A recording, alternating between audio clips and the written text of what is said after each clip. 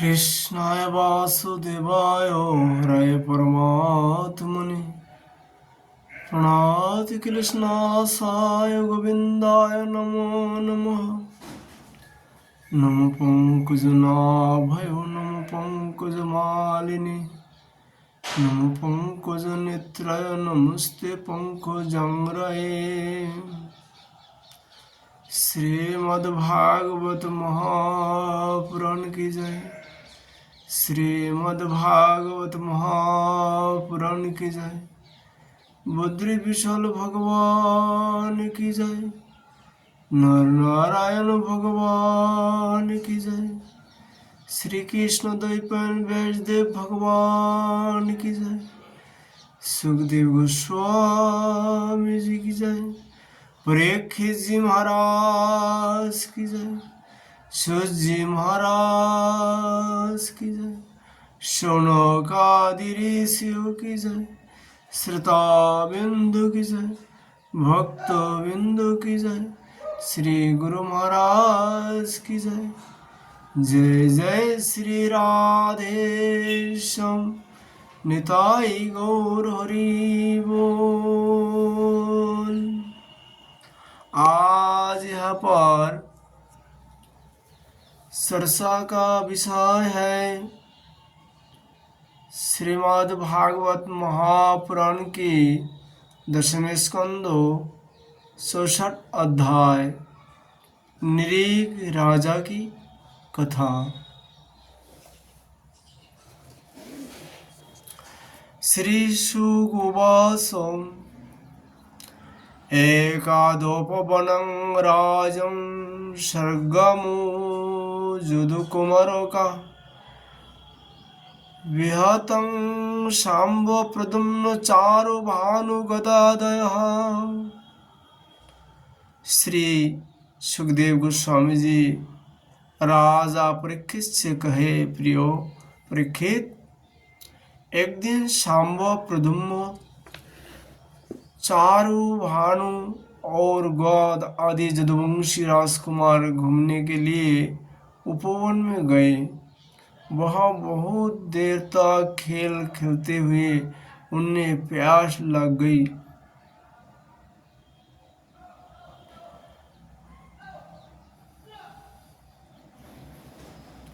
अब वे इधर उधर जल की खोज करने लगे। वे एक कुएं के पास गए। उसमें जल तो था नहीं। एक बड़ा विचित्र जीव देख पड़ा। वह जीव पर्वत के समान आकार का एक गिरगिट था। उसे देखकर उनके आश्चर्य की सीमा न रही। उनका हृदय करुणा से भर आया और वे उसे बाहर निकालने के प्रयत्न करने लगे। परंतु जब वे राजकुमार उस गिरी हुई गिरगिट को चमड़े और सूत की रस्सियों से बांधकर बाहर न निकाल सके, तो कुतूहलवश उन्होंने यह आश्चर्यमय वृत्तांत तो भगवान श्री कृष्ण के पास जाकर निवेदन किया। जगत के जीवनदाता कमल नयन भगवान श्री कृष्ण उस कुएं पर आए। उसे देखकर उन्होंने बाएं हाथ से खेल खेल में अनायास ही उसको बाहर निकाल लिया। भगवान श्री कृष्ण के कर कमलों का स्पर्श होते ही उसका गिरगिट रूप जाता रहा और वह एक स्वर्गीय देवताओं के रूप में परिणत हो गया। और उसके शरीर का रंग तपाए हुए सोने के समान चमक रहा था और उसके शरीर पर अद्भुत वस्त्र आभूषण और पुष्पों के हार शोभा पा रहे थे। यद्यपि भगवान श्री कृष्ण जानते थे कि इस दिव्य पुरुष को गिरगिट जूनी क्यों मिली थी, फिर भी वह कारण सर्वसाधारण को मालूम हो जाए, इसलिए उन्होंने इस दिव्य पुरुष से पूछा, महाभाग, तुम्हारा रूप तो बहुत ही सुंदर है, तुम हो कौन? मैं तो ऐसा समझता हूँ कि तुम अवश्य ही कोई श्रेष्ठ देवता हो। कल्याण मूर्ति, किस कर्मों के फल से तुमने इस दुनिया में आना पड़ा था? वास्तव में तुम इसके योग्य नहीं हो। हम लोग तुम्हारा वृत्तांत तो जानना चाहता हो। यदि तुम हम लोगों को वहाँ बतलाना उचित समझो तो अपना परिचय अवश्य दो। श्री शोगोवाच, एति स्म राजा संपृष्टौ कृष्णेनानन्तमूर्तिना माधवं प्रणिपत्यं किरीटे नारकवर्चसा। सुखदेव गोस्वामी जी कहते हैं, परीक्षित, जब अनंत मूर्ति भगवान श्री कृष्ण ने राजा निरीख से, क्योंकि वे ही इस रूप में प्रकट हुए थे, इस प्रकार पूछा, तब उन्होंने अपना सूर्य के समान जजल्यमान मुकुट झुकाकर भगवान को प्रणाम किया और वे इस प्रकार कहने लगे। निरेगोवाचो, निर्गुणामो नरेंद्र अहं मेघकुतनायो प्रभो दानवक्षयमानेषु जुदिते कर्णमय स्पृशम। राजा निरेग ने कहा, प्रभो, मैं महाराज इक्ष्वाकु का पुत्र राजा निरेग हूँ। जब कभी किसी ने आपके सामने दानियों की गिनती की होगी, तब उसमें मेरा नाम ही अवश्य ही आपके कान में पड़ा होगा। प्रभु, आप समस्त प्राणियों की एक एक वृत्तियों के साक्षी, भूत और भविष्य का व्यवधान भी आपके अखंड ज्ञान में किसी प्रकार की बाधा नहीं डाल सकता। अतः आपसे सिपाही क्या है, फिर भी मैं आपकी आज्ञा का पालन करने के लिए कहता हूँ कि भगवान पृथ्वी में जितनी धूलिकणा है, आकाश में जितनी तारे हैं और वर्षा में जितनी जल की धाराएं गिरती है, मैंने उतनी ही गोए दान किए हैं। वे सभी गोए दूधार, नौजवान, सीधी, सुंदर, सुलक्षणा और कोपिला थी। उन्हें मैंने न्याय के धन से प्राप्त किया था। सबके साथ वस्त्र थे, उनके सींग में सोना मार दिया था और खुर में चांदी, उन्हें वस्त्र, हार और गहनों से सजाए दिया जाता था। वैसे गोए मैंने दी थी। भगवान में जो अवस्था से संपन्न श्रेष्ठ ब्राह्मण कुमारों को, जो सद्गुणी, शील संपन्न, कष्ट में पड़े हुए कुटुंब वाले, दम्भ रहे तपस्वी, वेद पाठी, शिष्यों को वेद अध्ययन करने वाले तथा सच्चरित्र होने, वस्त्र भूषणों से अलंकृत करता और उन गौ का दान करता। इस प्रकार मैंने बहुत सी गोए, पृथ्वी, सोना, घर, घोड़े, हाथी, दासियों के सहित कन्याएं, तिलक के पर्वत, चांदी, सज्जा, वस्त्र, रत्न, गृह सामग्री और रथ आदि दान किए, अनेक यज्ञ किए और बहुत से कुएं, बावली आदि बनवाए। एक दिन किसी अप्रतिग्रही अर्थात दान न लेने वाले तपस्वी ब्राह्मण की एक गाय बिछड़ कर मेरी गौ में आ मिली। मुझे इस बात का बिल्कुल पता न चला, इसलिए मैंने अनजानों में उसे किसी दूसरे ब्राह्मणों को दान कर दिया। जब उस गाय को वे ब्राह्मण ले चले तो उस गाय की असली स्वामी ने कहा, यह गौ मेरी है। दान ले जाने वाले ब्राह्मण ने कहा, यह तो गाय मेरी है, क्योंकि राजा निरिग ने मुझे इसका दान किया है। वे दोनों ब्राह्मण आपस में झगड़ते हुए अपनी अपनी बात कायम करने के लिए मेरे पास आए। एक ने कहा, यह गाय अभी अभी गाय आपने मैंने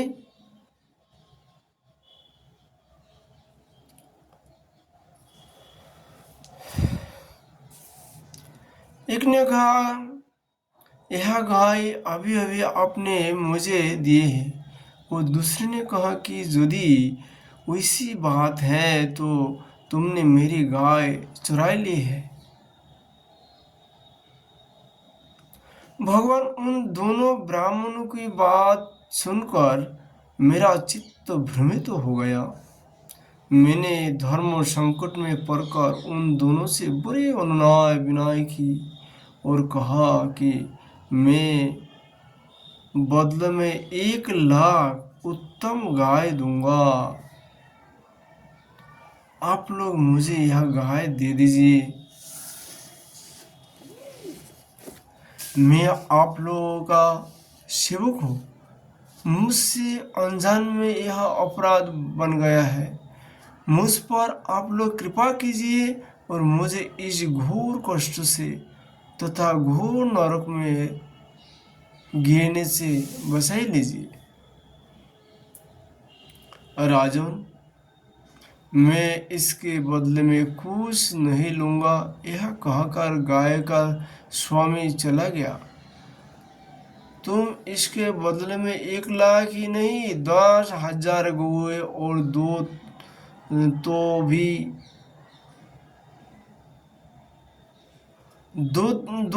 भी मैं लेने का नहीं। इस प्रकार कहा दूसरा ब्राह्मण भी चला गया। देवादिदेव जगदीश्वर, इसके बाद आयु समाप्त होने पर जमराज के दूत आए और मुझे जमपुरी ले गए। वहाँ जमराज ने मुझसे पूछा, राजन, तुम पहले अपने पाप का फल भोगना चाहते हो या पुण्यों का? तुम्हारे दान और धर्मों के फलस्वरूप तुम्हें वैसा तेजस्वी लोक प्राप्त होने वाला है जिसकी कोई सीमा ही नहीं।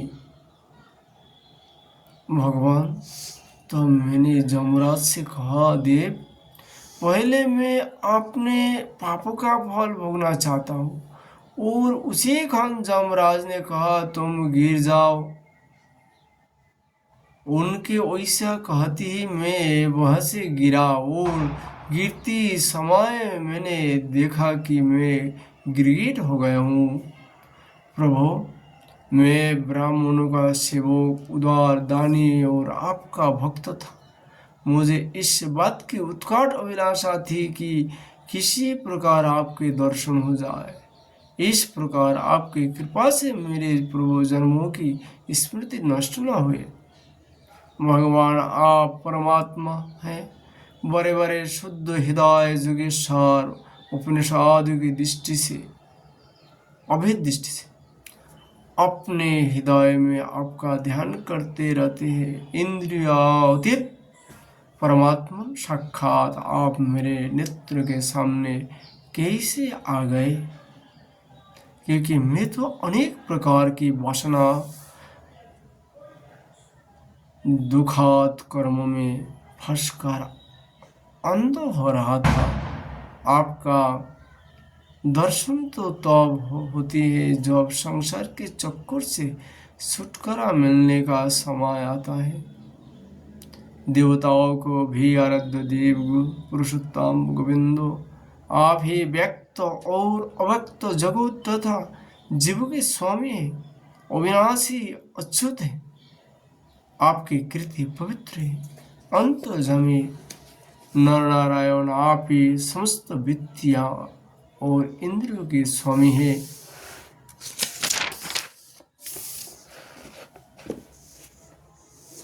प्रभु श्री कृष्ण, मैं आप देवताओं के लोक में जा रहा हूँ, अब मुझे आज्ञा दीजिए। आप ऐसा कृपा कीजिए कि मैं चाहे कोई भी क्यों ना रहो, मेरा चित्त सदा आपके चरणों कमल में ही लगा रहे। आप समस्त कार्य और कारणों के रूप में विद्यमान है, आपकी शक्ति अनंत है और आप स्वयं ब्रह्म है। आपको मैं नमस्कार करता हूँ। सचिदानंद स्वरूप सर्वंतर्यामी वासुदेव श्री कृष्ण, आप समस्त जोगों के स्वामी जोगेश्वर, मैं आपको बार बार नमस्कार करता हूँ। राजा नरेश ने इस प्रकार कहकर भगवान की परिक्रमा की और आपने मुकुट से उनके चरणों का स्पर्श करके प्रणाम किया। फिर उनसे आज्ञा लेकर सबके देखते देखते ही वे श्रेष्ठ विमान पर सवार हो गए। राजा नरेश ने चले जाने पर ब्राह्मणों के परम प्रेमी धर्मों के आधार देवकी नंदन भगवान श्री कृष्ण ने क्षत्रियों की शिक्षा देने के लिए वह उपस्थित अपने कुटुंबों को लोगों से कहा, जो लोग अग्नि के समान तेजस्वी है वे भी ब्राह्मणों का थोड़े से थोड़ा धन हड़प कर नहीं पचा सकते। फिर जो अभिमानवश झूठ मूठ अपने को लोगों का स्वामी समझाते हैं, वे राजा तो क्या पचा सकते हैं। मैं हलाहल विष को विष नहीं मानता, क्योंकि उसकी चिकित्सा होती है। वस्तु तो ब्राह्मण का धन ही परम विष है। उसको पचा लेने के लिए पृथ्वी में कोई औषध, कोई उपाय नहीं है। हलाहल विष केवल खाने वाले का ही प्राण लेता है, और आग भी जल के द्वारा बुझाए जा सकते हैं, परंतु ब्राह्मण को धन रूप अग्नि से जो आग पैदा होती है वह सारे कुल को समूल जलाए डालती है। ब्राह्मण का धन यदि उसकी पूरी संपत्ति ली बिना भोगा जाए तब तो वह भोगने वाले उसके लड़के और पुत्र इन तीनों प्रियों को ही चुपट करता है। परंतु यदि बलपूर्वक हट करके उसका उपभोग किया जाए तब तो पूर्व पुरुष का 10 प्रिय और आगे के भी 10 प्रिय नष्ट हो जाते हैं। जो मूर्ख राजा अपनी राजलक्ष्मियों के घमंड से अंधे होकर ब्राह्मणों का धन हड़पना चाहते हैं, समझना चाहिए कि वे जानबूझकर नरक में जाने का रास्ता साफ कर रहे हैं। वे देखते नहीं कि उन्हें अधोपतन की कैसी गहर गड्ढे में गिरना पड़ेगा। जिन उदार हृदय और बहुत कुटुंबी प्राणियों की वित्ती छीन ली जाती है, उनके रोने पर उनके आंसू की बूंद से धरती के जितने धूलिकणा भीगते हैं, उतने विषक्त ब्राह्मण को सत्य को छीनने वाले उस श्रृंखल राजा और उसके वंशजों को कुंभपाग नरक में दुख भोगना पड़ता है। जो मनुष्य अपनी जा दूसरी की दी हुई ब्राह्मणों की वृत्ति उनकी जीवन जीविका के साधन छीन लेते हैं। वे 60,000 वर्ष तक विष्ठा के कीड़ी होते हैं। इसलिए मैं तो यही चाहता हूँ कि ब्राह्मणों का धन कभी भूल में से भी मेरा कोष में ना आए, क्योंकि जो लोग ब्राह्मण को धन का इच्छा भी करते हैं उसे छीनने की बात तो अलग है रही। वे इस जन्म में अल्प आयु शत्रु से पराजित और राज्य भ्रष्ट हो जाते हैं और मृत्यु के बाद भी वे दूसरे को कष्ट देने वाला सांप ही होते हैं। इसलिए मेरे आत्माओं यदि ब्राह्मण अपराध करे तो भी उसी से देश मत करो, वह मार ही क्यों ना बैठे, जा बहुत सी गलियां जा साप ही क्यों ना दे, उसे तुम लोग सदा संस्कार ही करो। जिस प्रकार मैं बड़ी सावधानी से तीनों समय ब्राह्मणों को प्रणाम करता हूँ, वैसे ही तुम लोग भी किया करो। जो मेरे इस आज्ञा का उल्लंघन करेगा उसे मैं क्षमा नहीं करूँगा, दंड दूंगा। यदि ब्राह्मण को धन का अपहरण हो जाए तो वह अपहृत धन उसे अपहरण करने वाले को अनजाने में उसके द्वारा यह अपराध हुआ तो अधोपतन के गड्ढे में डाल दिया जाता है। जैसे ब्राह्मण की गाय ने अनजाने में उसे लेने वाले राजा निरीक को नरक में डाल दिया था। हे सुखदेव जी कहते हैं, परीक्षित समस्त लोगों को पवित्र करने वाले भगवान श्री कृष्ण द्वारका वासियों को इस प्रकार उपदेश देकर अपने महल में चले गए। श्रीमद् भागवत जी का चर्चा हम लोग आज यहाँ पर विश्राम करता हूँ। इति श्रीमद् भागवते महापुराणे परमहंस संहितायां दशम स्कंध उत्तरार्धे निरीगोपाख्यानं चतुर्दशतमो अध्यायो। जय जय श्री राधे श्याम निताई गौर हरि बोल।